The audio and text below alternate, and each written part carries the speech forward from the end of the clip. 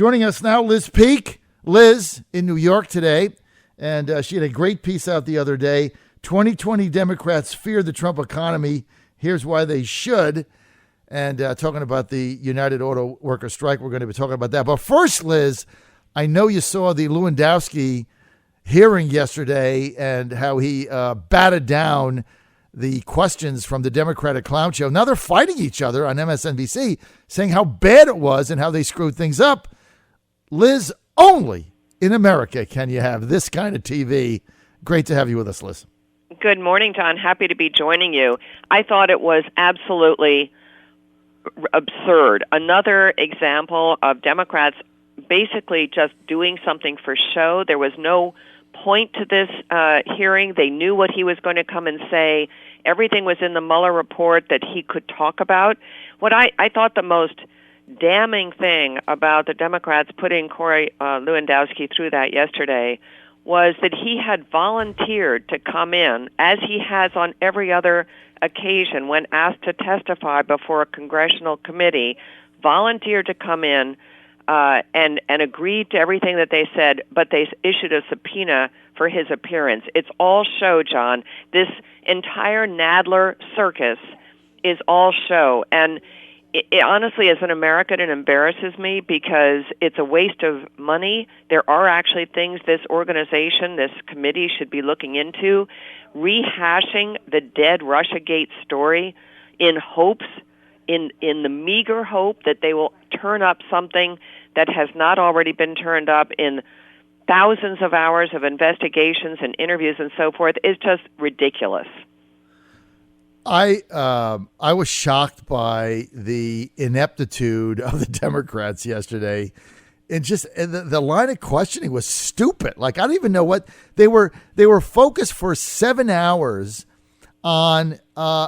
Evidently, the president met with Corey, which he does on a weekly basis. Everyone knows that. They're friends. Like, one thing about this town, Liz, that nobody gets is like you do have friends here. And I say here in DC, and even with me, like I'll be out with dinner and I'll get a text from somebody. Hey, I saw you with somebody. What was going on? They're my friend. I mean, what do you mean? What is going on? I want to have dinner with a friend of mine. It's like, what is going on? Like, is there's some kind of cloak and dagger thing? No, we actually talked about baseball, like in our family. Like, what is wrong with you people? Well, I thought that. Trying to pin him down on his response. I have to say, I thought Corey Lewandowski conducted himself brilliantly. He made them look stupid. He pushed them into corners where they were totally uncomfortable. My favorite moment was when he was someone was quoting a historical comment made by a Russian autocrat about calling the left-wing media and left-wing agitators useful idiots, and one of the Democrats on the committee asked for a point of order saying, we're not supposed to call each other names. I mean, she totally didn't get what was being said, that this was a historical reference. I mean, yes, was the implication that these people, too, were serving as, quote, useful idiots? But it really was a funny moment because she just looked so stupid, I thought. I mean, the whole thing, I thought the Democrats looked stupid from beginning to end. But, look, if they're going to put themselves in this role of re-adjudicating the Mueller investigation and continuing to hammer on this nail when 99% of the country has moved on and is not interested in this, and views this as just an incredible waste of taxpayer money and energies by Congress, let them do it. I mean, I think they're just digging themselves deeper and deeper. And really, here you have, let's think about this. I mean, here you have supposedly a very unpopular and polarizing president, and look what's happening on the Democratic side. They had 25 people running. You're coming down to a choice between an absolute shrieking progressive who is unpopular, whose policies would totally tank the U.S. economy, and who really has never done anything in her life in the way of creating a business, hiring people, never talks about job creation. It's all about undoing our system as we know it at a moment in time when our country is doing incredibly well, shrinking income inequality, all those good things, or you have a choice of Joe Biden, who literally doesn't know where he is half the time. I mean, it's a pretty astonishing development, and I think it really comes to the point that Democrats have been just hoping against hope that Donald Trump was going to implode, that they were going to be able to bring him down on the basis of sheer unpopularity, and so they never really kind of paid attention to the people who were putting policies out there and whether they were the right policies, whether they were going to be good for America. That doesn't really seem to have entered into the calculation. So they are, in my view, they are in a terrible mess at the moment. Wow, Liz Peek, you are so spot on. I agree with that analysis 100%. And yesterday, I thought Lewandowski exposed not only Nadler's committee, the hearing, the Democrats, the made-for-TV sound bites that they were after. I thought he exposed the entire party's decrepit, now bankrupt approach to this election. I mean, the whole thing got like, you peel the onion back in 7 hours, 6 hours, whatever that was. I mean, obviously he's a friend of mine, so I was close to the situation. I hung on every word because of our personal relationship. So I was not doing anything else that entire 7 hours. But as he was there, it was like you were peeling the onion back and there was nothing there. And it's like, what on earth are these people running on? And I know on MSNBC last night, I went to bed, but I understand on MSNBC and CNN, there was a lot of hand-wringing by some of the left-wing pundits beside themselves over how this hearing was handled and how the Democrats botched it. But and remember, this comes on the heels of the Mueller hearings, which was highly anticipated, wildly exciting to people on the left, that Robert Mueller was going to finally come in and, tell the truth and kind of finger point at Trump for obstruction of justice. Robert Mueller turns out to barely know what room he's in. It was unbelievable. And if you want to talk about a sad sack committee hearing, oh my gosh, that was the latest one. But, at the same time, I mean, somebody was telling me yesterday, Republicans have had a pretty good week between this attack on Judge Kavanaugh, which I think I would hope most of the country feels is unbelievably unfair, that really does shine a light on the journalistic malpractice of the New York Times, and that has truly reignited the fever of the polarization about the Kavanaugh hearings. I mean, I really had put that aside. I presume most people had. Kavanaugh's on the bench. He's doing a good job, it seems to me. There hasn't really been any great eruption there. And now they've brought it back into the spotlight. So if you want to charge up the Republican right, let's talk about Judge Kavanaugh hearings, and let's, browbeat Kavanaugh again on totally spurious rumors and innuendo and uncorroborated charges. What could be stupider for Democrats than getting back into that mud pit? I can't imagine. I don't think they can help themselves. It's almost like you're smoking a crack pipe. I don't know. It's you're smoking some kind of a crack pipe, or you're vaping, or you've got a nicotine fit. I mean, they cannot help themselves because it makes no difference. Here, the problem, Liz, and we're seeing the same thing in the Mid-Atlantic. We saw it in Maryland. Now we're seeing it in Virginia, the states where I've got a big listenership on terrestrial radio. You're going through the same thing. It is the far left progressives have found a way to hijack the party, and they've taken it over. And so now just regular Democrats that believe in, democratic center-left principles are being forced to take these crazy positions and do stuff like they did yesterday because they are petrified of this very motivated left-wing crackpot base that is going to show up. Anyone who does not support impeachment risks being primaried from the left. I mean, we saw our Democratic Congresswoman Carolyn Maloney not long ago just socially ran into her somewhere, and she was twisting her hands about that. I mean, that's exactly what they're all scared to death of. How did they let this happen? Well, let's put Tom Perez in charge of the party and basically kind of allow all these far-left people to run the party, and guess what? It does not turn out well. But anyway, I mean, the good news is I think that Donald Trump, if he can just sort of maintain a steady tiller here between now and 2020, I think if Elizabeth Warren, I think it will be Elizabeth Warren, is the Democratic nominee, I think he just skates to re-election. Why do you think it's going to be Beth Warren?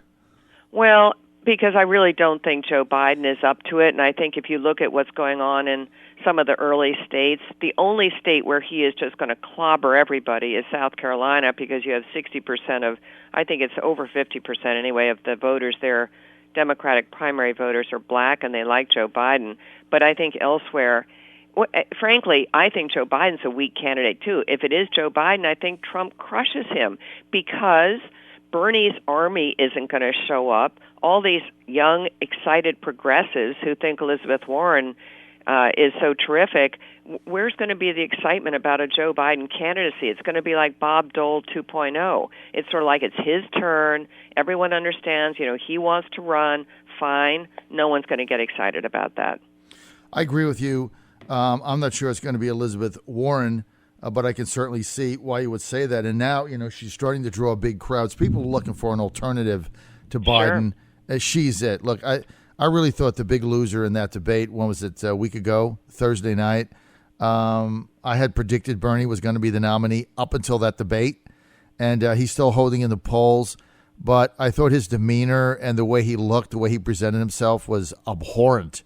And I get the fact that Bernie doesn't like consultants and he doesn't want to comb his hair, and that's a shtick. But so I kind of get that. I mean, that's the Bernieism. That's the authentic Bernie that you see. But hunched over, I mean, this is all I could think about. And this is not a nice thing to say, but it's all I could think about. My mother, Liz, who was up the street from us, is 91. And she's a sprightly lady. She's very, very combative still, and all the things that moms do. But she's hunched over, like her back is curved, and she walks bent over. And she's 91, and she's hunched over. And when I saw Bernie on that podium, all hunched over, with his glasses hanging down, he didn't comb his hair, his suit wasn't pressed, he had no makeup on. I said to myself, how is this guy going to get nominated? I mean, he just looked like an old man ranting. Well, I have to take issue with you. I never thought he was going to be the candidate, partly because, kind of look at the achievements. He's been in Congress forever, has never done anything significant legislatively, so he has no record to run on whatsoever. He isn't even a Democrat. That this is true. So how Democrats could nominate him is something of a puzzle.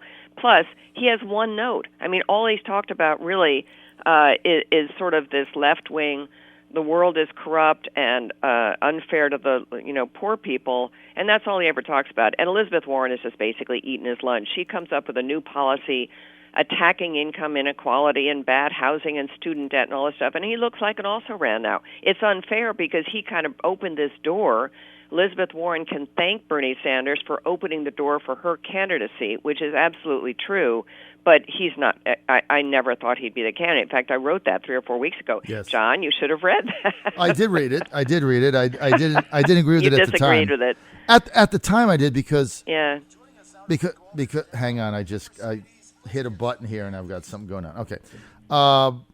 Because I thought that his base is very loyal. There are Bernie bros. He's much better organized than Beth Warren in Iowa. I thought he was going to beat her in New Hampshire, and that's the end of her campaign. And I thought he would go to Milwaukee, not with a majority, but not with enough delegates to win, but he would be ahead, and then they'd have to steal it from him again with super delegates, and basically the place would burn down, right? So that was my envision, true. Right? That was my vision. Yeah. But no. If it comes down to any kind of skirmish and the DNC in any way disadvantages Bernie Sanders, Trump wins 50 states. I mean, literally, because all those Bernie Sanders voters, Hillary Clinton has blamed, a dozen different entities for her loss, but one of them's Bernie Sanders followers that, she claims he did not campaign hard enough for her, that he did not kind of throw his support in her to her aggressively enough, and so a lot of his voters came away disaffected, feeling like their man had been cheated. And guess what? Those Sanders supporters are still there, which is interesting. Not many have defected. His standing up until right now has held fairly steady. Now it is beginning to sink. But I think if you have a candidate that, like Joe Biden, they are not going to come out and vote for him. Well, you're right. And look, the way this the Democratic selection process is set up, they, as you know, did away with the superdelegates over the Sanders-Clinton flap, right? However, here's the catch: the superdelegates only go away if you don't get to a second ballot. Once you get to a second ballot, the superdelegates all come back into play.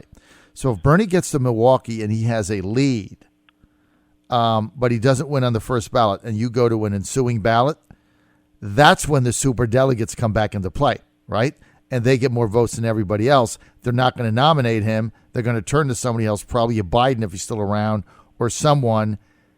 Sanders is out, and they're going to do the same thing to him again. I mean, that is the Trump dream scenario that happens, as you laid out. But after that debate on Thursday night, I'm not sure that he's going to get there. Warren's drawing bigger crowds than him now, but you look at the polling, and Sanders is still beating her. So I don't know. Well, no. Do you see the most recent Wall Street Journal NBC poll out yesterday or last night? They're talking about Biden and Warren pulling away from the pack, and everyone else is way behind, including Sanders. So I think the process is underway. I haven't had a chance to go into look at the details of the poll, but I think it's underway. You know, is there still time for somebody to come out of left field? I kind of don't think so. I think we're sort of out of that time frame. I don't think Beto O'Rourke is suddenly going to have a moment, or Pete Buttigieg or whatever. I think we're down to kind of who's actually in play, and it's basically now Biden or Warren. Liz Peek speaks. Follow her on Twitter at Liz Peek. Best Twitter handle ever, at Liz Peek. Liz, thanks for being with us.